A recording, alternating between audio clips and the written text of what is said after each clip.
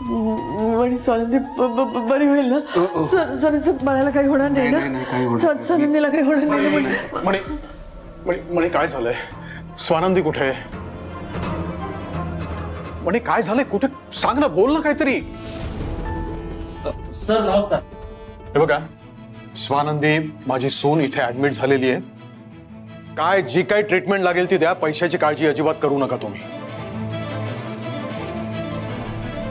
पण ती आणि तिच्या पोटात वाढणारं बाळ दोन्ही सुखरूप असायला हवंय. हो सर, आमच्याकडून होतील तेवढे सगळे प्रयत्न आम्ही करू सर. मला प्रयत्न नको आहेत, रिझल्ट हवेत. हा. हो सर, नक्की.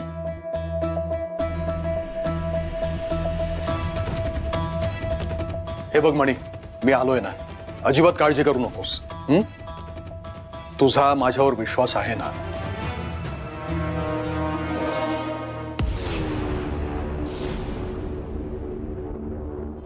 मणी हा असं का वागतोय? सुजितमुळे तो माझ्यापासूनही लांब जातोय की काय? त्याचा विश्वास जर मी गमावला ना तर खूप मोठा प्रॉब्लेम होईल आणि ते मला परवडणार नाहीये. मणी, स्वानंदीला काहीही होऊ देणार नाही मी. मणी, तू माझा मुलगा आहेस आणि स्वानंदी माझी सून. तिच्या पोटात सरपोतदारांचा वंश वाढतोय. तिला काहीही होऊ देणार नाही मी. डीएनए रिपोर्ट्स इतके दिवस हेच लपवण्याचा प्रयत्न करत होतास ना?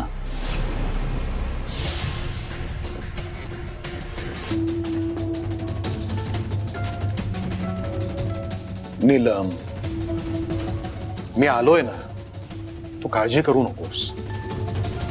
साहेब, मला तुमच्याशी महत्वाचं बोलायचं आहे.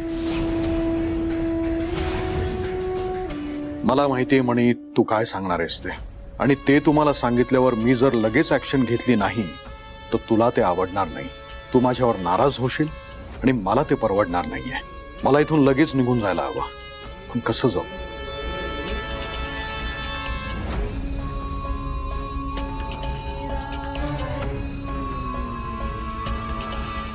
साहेब, काय झालं? कसला विचार करताय? काय नाही रे, हे आपली अशी हसत खेळत राहणारी स्वानंदी माझ्या डोळ्यासमोर येत होती. तिची काळजी वाटते रे मला.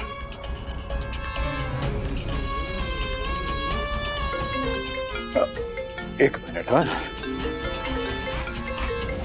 पक्षश्रेष्ठींचा फोन आहे, मला घ्यावा लागेल. हा नमस्कार साहेब, बोला. हो हो हो हो.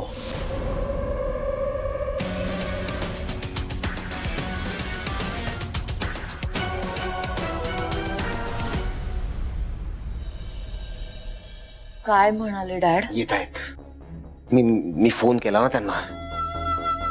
आता डॅडच मला वाचवू शकतात. आता तुझ्यामुळे परत मला त्यांच्या पाया पडावं लागेल, माफी मागावी लागेल त्यांची. मूर्ख तू. काय प्रॉब्लेम होता? तुला मी सांगितलं होतं ना, रिपोर्ट जाऊन टाक. का नाही झालास त्याच वेळेला? लागले त्या मणीच्या हाताला ते रिपोर्ट्स. तुझा प्रॉब्लेम आहे संचिता. तुला हौस आहे, हौस. उडते तीर सुजित, अंगावर झेलायची. का नाही झालास तो रिपोर्ट? ऐक ना सुजित. सुजित, मी रिपोर्ट जाळणारच होते, पण मला भीती वाटली. मी रिपोर्ट जाळताना मला कुणी पाहिलं तर मी काय सांगणार होते? आणि तू सुद्धा पकडला जाशील याची भीती वाटली. मी विचार केला की उद्या रिपोर्ट जाळते, कुणी घरी नाहीये हे पाहून. खरंच सुजित, म्हणून तो रिपोर्ट मी नीट ठेवला होता माझ्या कपाटात, साडीच्या खाली. मम्मानी नेमकी तीच साडी नेसली आहे. एक्झॅक्टली. या घरात दोन मूर्ख बायका राहतात, एक तू आणि मम्मा. हे 1000 साड्या असतील तिच्याकडे, पण त्या दिवशी नेमकं तिला तीच साडी, तुझीच साडी नेसायची होती. आता यात माझी काय चूक आहे सुजित? हे बघ, माझी चूक झालीये, पण मीच ती सुधारली ना. हे बघ, स्वानंदी आणि तिचं बाळ, ते दोघेही संपले की सगळं टेन्शन जाईल रे. आय डोंट नो संचिता. तू म्हणे ना उलट्या डोक्याचा माणूस आहे. त्याच्याकडे आहेत ते माझे DNA रिपोर्ट अजून सुद्धा. गेला पोलीस स्टेशन मध्ये केली कंप्लेंट, काय करणार होता आपण? सुजित, स्वानंदीत जर नसेल तर हे सगळं करण्याची त्याची इच्छा राहील का? स्वानंदी संपली, तिचं बाळ संपलं, तर हे सगळं का करेल तो? संचिता, ते DNA रिपोर्ट्स वर माझ्या हातात येत नाहीत ना, तोवर मला चैन नाही पडणार. आणि या सगळ्यातनं मला एकच माणूस बाहेर काढू शकतो, डॅड. काय माहिती कुठे राहिलेत, अजून आले कसे नाहीत कळत नाहीये मला. आलेत. तुम्ही केलेली घाण साफ करण्यासाठी डॅड आलेले आहेत. Dad, I am really very. Dad, तुम्ही घाण केली ना ती साफ करण्यासाठी डॅड इथे आलेले आहेत. तुम्ही आणि संचिता काही कामाचे नाही आहात. तुम्ही मूर्ख आहात, अतिशहाणे आहात. एक साधं काम करता येत नाही तुम्हाला. नेहमी मोठ्या मोठ्या बाता मारता. अरे तो रिपोर्ट मणीच्या हातात लागलाच कसा? आणि तुला जसं मी फोनवर म्हणालो, नशीब समज मणी पोलिसात गेला नाही. तो गेला असता ना तर पेपरमध्ये बातमी छापून येईल की खासदार सरपोतदारांचे चिरंजीव सुजितराव, त्यांचा वारसदार, याला बलात्काराच्या गुन्ह्यामध्ये अटक. अरे माझे हे विरोधक आणि मीडियावाले हे टपलेलेच असतात. मला राजीनामा द्यावा लागला असता, माझं करिअर संपलं असतं. प्रत्येक वेळेला तुम्ही घोळ घालायचा आणि मी निस्तरायचं, हेच चालू आहे.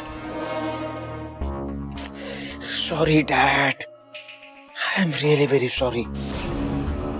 या वेळेला हा जो काही घोळ पुन्हा असं नाही होणार डॅड. पुन्हा असा घोळ नाही घालणार. प्लीज या वेळेला मला वाचवा डॅड.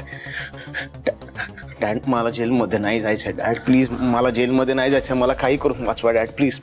डॅड, खरं तर माझ्याकडे एक चांगली पुन्हा आयडियातला आ काढलास ना, याद राख.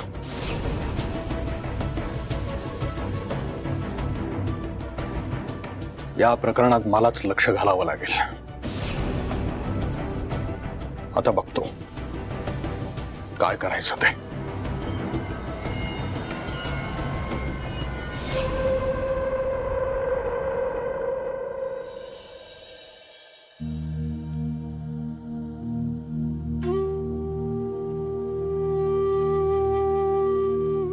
तिने कधीच कोणाचं वाईट नाही केलं. तिने कधीच कोणाचं वाईट नाही चिंतलं. तिच्या नशिबात इतके सगळे भोग का दिलेत देवाने? कपटी माणसं या जगात आनंदाने मिरवतायत आणि माझी निष्पाप मुलगी सतत तिच्या आयुष्यात काही ना काहीतरी वाईट घडतच असतं.